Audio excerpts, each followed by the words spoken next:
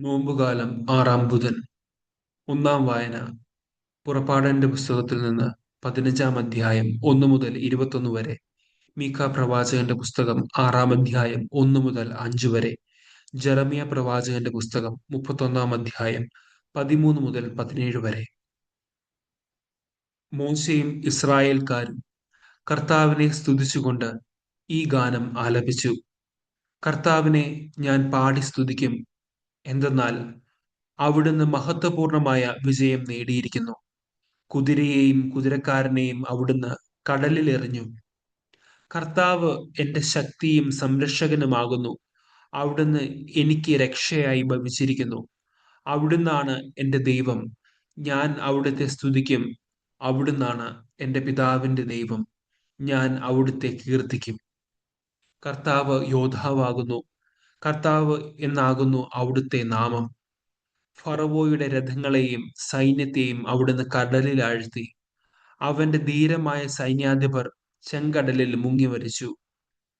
ആഴമേറിയ ജലം അവരെ മൂടി. അഗാധത്തിലേക്ക് കല്ലുപോലെ അവർ താണു. കർത്താവെ, അങ്ങയുടെ വലതുകൈ ശക്തിയാൽ മഹത്വമാർന്നിരിക്കുന്നു. കർത്താവെ, അങ്ങയുടെ വലതുകൈ ശത്രുവിനെ ചിതറിച്ചിരിക്കുന്നു. അനന്ത മഹിമയാൽ അങ്ങ് എതിരാളികളെ തകർക്കുന്നു. കോപാഗ്നി അയച്ച് വൈക്കോലെന്ന പോലെ അവരെ ദഹിപ്പിക്കുന്നു. അങ്ങയുടെ നിശ്വാസത്താൽ ജലം കുന്നുകൂടി. പ്രവാഹങ്ങൾ നിശ്ചലമായി. കടലിന്റെ ആഴങ്ങൾ ഉറഞ്ഞ് കട്ടയായി. ശത്രു പറഞ്ഞു, ഞാൻ അവരെ പിന്തുടർന്ന് പിടികൂടും. അവരുടെ വസ്തുക്കൾ ഞാൻ കൊള്ളയടിച്ച് പങ്കുവയ്ക്കും. എന്റെ അഭിലാഷം ഞാൻ പൂർത്തിയാക്കും. ഞാൻ വാളൂരും. എന്റെ കരം അവരെ സംഹരിക്കും. നിന്റെ കാറ്റ് നീ വീശി കടലിൽ അവരെ മൂടി. ഈയക്കട്ടകൾ പോലെ അവർ ആഴിയുടെ ആഴത്തിലേക്ക് താണു. കർത്താവെ, ദേവന്മാരിൽ അങ്ങേക്ക് തുല്യനായി ആരുണ്ട്? കർത്താവെ, വിശുദ്ധിയാൽ മഹത്വപൂർണനും ശക്തമായ പ്രവർത്തനങ്ങളിൽ ഭീതിതനും അത്ഭുതങ്ങൾ പ്രവർത്തിക്കുന്നവനുമായ അങ്ങേക്ക് തുല്യനായി ആരുണ്ട്? അങ്ങ് വലത് കൈ നീട്ടി ഭൂമി അവരെ വിഴുങ്ങി. അങ്ങ് വീണ്ടെടുത്ത ജനത്തെ കാരുണ്യത്തോടെ അങ്ങ് നയിച്ചു.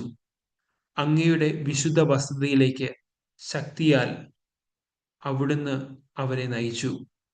ഇത് കേട്ട ജനങ്ങൾ ഭയന്ന് വിറച്ചു. ഫിലിസ്ത്യർ ആകുലരായി. ഏദോം പ്രഭുക്കന്മാർ പരിഭ്രാന്തരായി. മൊവാബിലെ പ്രബലന്മാർ കിടിലം കൊണ്ടു. കാനാൻ നിവാസികൾ മൃതപ്രായരായി. അങ്ങയുടെ ജനം കടന്നു പോകുന്നതുവരെ, കർത്താവെ, അങ്ങ് വീണ്ടെടുത്ത ജനം കടന്നു പോകുന്നതുവരെ ഭീതിയും പരിഭ്രാന്തിയും അവരെ കീഴ്പ്പെടുത്തുന്നു. അങ്ങയുടെ കരത്തിന്റെ ശക്തി അവരെ ശിലാതുല്യം നിശ്ചലരാക്കുന്നു. കർത്താവെ, അങ്ങ് അവരെ കൊണ്ടുവന്ന് അങ്ങയുടെ വിശുദ്ധ മലയിൽ അങ്ങേക്ക് വസിക്കാനായി ഒരുക്കിയിരിക്കുന്ന സ്ഥലത്ത്, അങ്ങയുടെ കരങ്ങൾ സ്ഥാപിച്ച വിശുദ്ധ മന്ദിരത്തിൽ അവരെ നട്ടുപിടിപ്പിക്കും. കർത്താവ് എന്നേക്കും രാജാവായി ഭരിക്കും. ഫറവോയുടെ കുതിരകൾ തേരുകളോടും പടയാളികളോടും ഒന്നിച്ച് കടലിലേക്ക് ഇറങ്ങിച്ചെന്നപ്പോൾ കർത്താവ് കടൽ വെള്ളം അവരുടെ മേൽ തിരികെ പായിച്ചു. എന്നാൽ ഇസ്രായേൽ ജനം കടലിന്റെ നടുവെ വരണ്ട ഭൂമിയിലൂടെ കടന്നുപോയി. അപ്പോൾ പ്രവാചികയും അഹറോന്റെ സഹോദരിയുമായ മിരിയാം തപ്പ് കയ്യിലെടുത്തു. സ്ത്രീകളെല്ലാവരും തപ്പുകൾ എടുത്തു നൃത്തം ചെയ്തുകൊണ്ട് അവളെ അനുഗമിച്ചു. മിരിയാം അവർക്ക് പാടിക്കൊടുത്തു, കർത്താവിനെ പാടി സ്തുതിക്കുവിൻ, എന്തെന്നാൽ അവിടുന്ന് മഹത്വപൂർണമായ വിജയം നേടിയിരിക്കുന്നു. കുതിരയെയും കുതിരക്കാരനെയും അവിടുന്ന് കടലിൽ എറിഞ്ഞു. കർത്താവ് പറയുന്ന വാക്കു കേൾക്കുക. എഴുന്നേറ്റ് പർവ്വതങ്ങളുടെ മുൻപിൽ നിന്റെ ആവലാതികൾ ബോധിപ്പിക്കുക. കുന്നുകൾ നിന്റെ ശബ്ദം കേൾക്കട്ടെ. പർവ്വതങ്ങളെ, ഭൂമിയുടെ ഉറപ്പുള്ള അസ്ഥിവാരങ്ങളെ, കർത്താവിന്റെ ആരോപണങ്ങൾ കേൾക്കുവിൻ. അവിടുന്ന് തന്റെ ജനത്തിനെതിരെ കുറ്റം ആരോപിക്കുന്നു. ഇസ്രായേലിനെതിരെ വാദിക്കുന്നു. എന്റെ ജനമേ, നിങ്ങളോട് ഞാൻ എന്തു ചെയ്തു? എങ്ങനെ ഞാൻ നിങ്ങൾക്ക് ശല്യമായി? ഉത്തരം പറയുവിൻ. ഞാൻ നിങ്ങളെ ഈജിപ്തിൽ നിന്ന് മോചിപ്പിച്ചു. അടിമത്തത്തിന്റെ ഭവനത്തിൽ നിന്ന് നിങ്ങളെ വീണ്ടെടുത്തു. നിങ്ങളെ നയിക്കാൻ മോശയെയും അഹറോനെയും മിരിയാമിനെയും അയച്ചു. എന്റെ ജനമേ, മോവാബ് രാജാവായ ബാലാക്ക് നിങ്ങൾക്കെതിരെ ആലോചിച്ച ഉപായങ്ങളും അവന് ബയോറിന്റെ മകൻ ബാലാം നൽകിയ മറുപടിയും ഓർക്കുക. ഷിത്തിം മുതൽ ഗിൽഗാൽ വരെ സംഭവിച്ചത് സ്മരിക്കുക.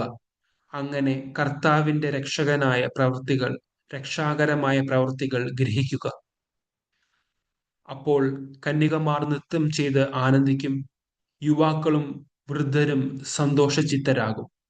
ഞാൻ അവരുടെ വിലാപം ആഹ്ലാദമാക്കി മാറ്റും. അവരെ ദുഃഖമകറ്റി സന്തോഷിപ്പിക്കുകയും ആശ്വസിപ്പിക്കുകയും ചെയ്യും. ഞാൻ പുരോഹിതന്മാരെ സമൃദ്ധി കൊണ്ട് സന്തുഷ്ടരാക്കും. എന്റെ അനുഗ്രഹങ്ങൾ കൊണ്ട് എന്റെ ജനം സംതൃപ്തരാകും. കർത്താവ് അരുൾ ചെയ്യുന്നു. കർത്താവ് അരുൾ ചെയ്യുന്നു, ഇതാ റാമായിൽ നിന്ന് ഒരു സ്വരം, വിലാപത്തിന്റെയും ഹൃദയം തകർന്ന രോദനത്തിന്റെയും സ്വരം. റാഹേൽ തന്റെ മക്കളെ ചൊല്ലി വിലപിക്കുന്നു. അവളുടെ മക്കളിൽ ആരും അവശേഷിക്കാത്തതിനാൽ അവൾക്ക് ആശ്വാസം കൊള്ളാൻ കഴിയുന്നില്ല. രണ്ടാം വായന അപ്പസ്തോല പ്രവർത്തനങ്ങളിൽ നിന്ന് 1-ാം അധ്യായം 11 മുതൽ 14 വരെയുള്ള വാക്യങ്ങൾ. അല്ലയോ ഗലീലിയരെ, നിങ്ങൾ ആകാശത്തിലേക്ക് നോക്കി നിൽക്കുന്നതെന്ത്? നിങ്ങളിൽ നിന്ന് സ്വർഗത്തിലേക്ക് സംവഹിക്കപ്പെട്ട യേശു സ്വർഗത്തിലേക്ക് പോകുന്നതായി നിങ്ങൾ കണ്ടതുപോലെ തന്നെ തിരിച്ചു വരും. അവർ ഒലിവുമലയിൽ നിന്ന് ജെറുസലേമിലേക്ക് മടങ്ങിപ്പോയി. ഇവ തമ്മിൽ ഒരു സാബത്ത് ദിവസത്തെ യാത്രാ ദൂരമാണുള്ളത്. അവർ പട്ടണത്തിലെത്തി തങ്ങൾ താമസിച്ചിരുന്ന വീടിന്റെ മുകളിലത്തെ നിലയിലുള്ള മുറിയിൽ ചെന്നു. അവർ പത്രോസ്, യോഹന്നാൻ, യാക്കോബ്, അന്ത്രയോസ്, പീലിപ്പോസ്, തോമസ്, ബർത്തലോമിയോ, മത്തായി, ഹൽപ്പയുടെ പുത്രനായ യാക്കോബ്, തീവ്രവാദിയായ ശിമയോൻ, യാക്കോബിന്റെ പുത്രനായ യൂദാസ് എന്നിവരായിരുന്നു. ഇവർ ഏകമനസ്സോടെ യേശുവിന്റെ അമ്മയായ മറിയത്തോടും മറ്റ് സ്ത്രീകളോടും അവന്റെ സഹോദരന്മാരോടുമൊപ്പം പ്രാർത്ഥനയിൽ മുഴുകിയിരുന്നു. മൂന്നാം വായന ഹെബ്രായർക്ക് എഴുതിയ ലേഖനം 1-ാം അധ്യായം 1 മുതൽ 13 വരെയും 2-ാം അധ്യായം 16 മുതൽ 18 വരെയുള്ള വാക്യങ്ങൾ. പൂർവകാലങ്ങളിൽ പ്രവാചകന്മാർ വഴി വിവിധ ഘട്ടങ്ങളിലും വിവിധ രീതികളിലും ദൈവം നമ്മുടെ പിതാക്കന്മാരോട് സംസാരിച്ചിട്ടുണ്ട്. എന്നാൽ ഈ അവസാന നാളുകളിൽ തന്റെ പുത്രൻ വഴി അവിടുന്ന് നമ്മോട് സംസാരിച്ചിരിക്കുന്നു. അവനെ അവിടുന്ന് സകലത്തിന്റെയും അവകാശിയായി നിയമിക്കുകയും അവൻ മുഖേന പ്രപഞ്ചത്തെ സൃഷ്ടിക്കുകയും ചെയ്തു. അവൻ അവിടുത്തെ മഹത്വത്തിന്റെ തേജസ്സും സത്തയുടെ മുദ്രയുമാണ്. തന്റെ ശക്തിയുടെ വചനത്താൽ അവൻ എല്ലാറ്റിനെയും താങ്ങി നിർത്തുന്നു. പാപങ്ങളിൽ നിന്ന് നമ്മെ ശുദ്ധീകരിച്ചതിന് ശേഷം അത്യുന്നതങ്ങളിലുള്ള മഹത്വത്തിന്റെ വലതുഭാഗത്ത് അവൻ ഉപവിഷ്ടനായി. അവൻ അവകാശമാക്കിയ നാമം ദേവദൂതന്മാരുടേതിനേക്കാൾ ശ്രേഷ്ഠമായിരിക്കുന്നത് പോലെ അവനും അവരെക്കാൾ ശ്രേഷ്ഠനാണ്. ഏതു ദൂതനോടാണ് നീ എന്റെ പുത്രനാണ്, ഇന്നു ഞാൻ നിനക്ക് ജന്മമേകി എന്നും ഞാൻ അവന് പിതാവും അവൻ എനിക്ക് പുത്രനുമായിരിക്കും എന്നും ദൈവം അരുൾ ചെയ്തിട്ടുള്ളത്? വീണ്ടും തന്റെ ആദ്യജാതനെ ലോകത്തിലേക്ക് അയച്ചപ്പോൾ അവിടുന്ന് പറഞ്ഞു, ദൈവത്തിന്റെ ദൂതന്മാരെല്ലാം അവനെ ആരാധിക്കട്ടെ. അവിടുന്ന് തന്റെ ദൂതന്മാരെ കാറ്റും ശുശ്രൂഷകന്മാരെ തീനാളങ്ങളും ആക്കുന്നു എന്ന് ദൂതന്മാരെ കുറിച്ച് പറഞ്ഞിരിക്കുന്നു. എന്നാൽ പുത്രനെ പറ്റി പറയുന്നു, ദൈവമേ, അങ്ങയുടെ സിംഹാസനം എന്നേക്കും നിലനിൽക്കുന്നു. അങ്ങയുടെ രാജ്യത്തിന്റെ ചെങ്കോൽ നീതിയുടെ ചെങ്കോലാണ്. അങ്ങ് നീതിയെ സ്നേഹിച്ചു, അനീതിയെ വെറുത്തു. അതിനാൽ അങ്ങയുടെ സ്നേഹിതരെക്കാൾ അധികമായി സന്തോഷത്തിന്റെ തൈലം കൊണ്ട് ദൈവം, അങ്ങയുടെ ദൈവം അങ്ങയെ അഭിഷേകം ചെയ്തിരിക്കുന്നു. കർത്താവെ, ആദിയിൽ അങ്ങ് ഭൂമിക്ക് അടിസ്ഥാനമിട്ടു. ആകാശം അങ്ങയുടെ കരവേലയാണ്. അവയൊക്കെ നശിക്കും, അങ്ങു മാത്രം നിലനിൽക്കും. വസ്ത്രം പോലെ അവ പഴകിപ്പോകും, മേലങ്കി പോലെ അങ്ങ് അവയെ മടക്കും. വസ്ത്രം പോലെ അവ മാറ്റപ്പെടും, എന്നാൽ അങ്ങേക്ക് മാറ്റമില്ല. അങ്ങയുടെ വത്സരങ്ങൾ അവസാനിക്കുകയുമില്ല. നിന്റെ ശത്രുക്കളെ ഞാൻ നിനക്ക് പാദപീഠമാക്കുവോളം എന്റെ വലതുഭാഗത്തിരിക്കുക എന്ന് ഏതു ദൂതനോടാണ് എപ്പോഴെങ്കിലും അവിടുന്ന് പറഞ്ഞിട്ടുള്ളത്? എന്തെന്നാൽ അവൻ സ്വന്തമായി എടുത്തത് ദൈവദൂതന്മാരെയല്ല, അബ്രാഹത്തിന്റെ സന്തതിയെയാണ്. ജനങ്ങളുടെ പാപങ്ങൾക്ക് പരിഹാരം ചെയ്യുന്നതിനു വേണ്ടി ദൈവിക കാര്യങ്ങളിൽ വിശ്വസ്തനും കരുണയുള്ളവനുമായ പ്രധാന പുരോഹിതനാകാൻ അവൻ എല്ലാ കാര്യങ്ങളിലും തന്റെ സഹോദരരോട് സാദൃശനാകേണ്ടിയിരുന്നു. അവൻ പീഡ സഹിക്കുകയും പരീക്ഷിക്കപ്പെടുകയും ചെയ്തുകൊണ്ട് പരീക്ഷിക്കപ്പെടുന്നവരെ സഹായിക്കാൻ അവന് സാധിക്കുമല്ലോ. സുവിശേഷ വായന. വിശുദ്ധ ലൂക്ക എഴുതിയ സുവിശേഷം 1-ാം അധ്യായം 26 മുതൽ 38 വരെയുള്ള വാക്യങ്ങൾ. 6-ാം മാസം ഗബ്രിയേൽ ദൂതൻ ഗലീലിയിലെ നസ്രത്ത് എന്ന പട്ടണത്തിൽ ദാവീദിന്റെ വംശത്തിൽപ്പെട്ട ജോസഫ് എന്നു പേരായ പുരുഷനുമായി വിവാഹ നിശ്ചയം ചെയ്തിരുന്ന കന്യകയുടെ അടുത്തേക്ക് ദൈവത്താൽ അയക്കപ്പെട്ടു.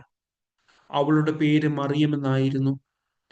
ദൂതൻ അവളുടെ അടുത്തു വന്ന് പറഞ്ഞു, ദൈവകൃപ നിറഞ്ഞവളെ സ്വസ്തി, കർത്താവ് നിന്നോട് കൂടെ. ഈ വചനം കേട്ട് അവൾ വളരെ അസ്വസ്ഥയായി. എന്താണ് ഈ അഭിവാദനത്തിന്റെ അർത്ഥം എന്ന് അവൾ ചിന്തിച്ചു.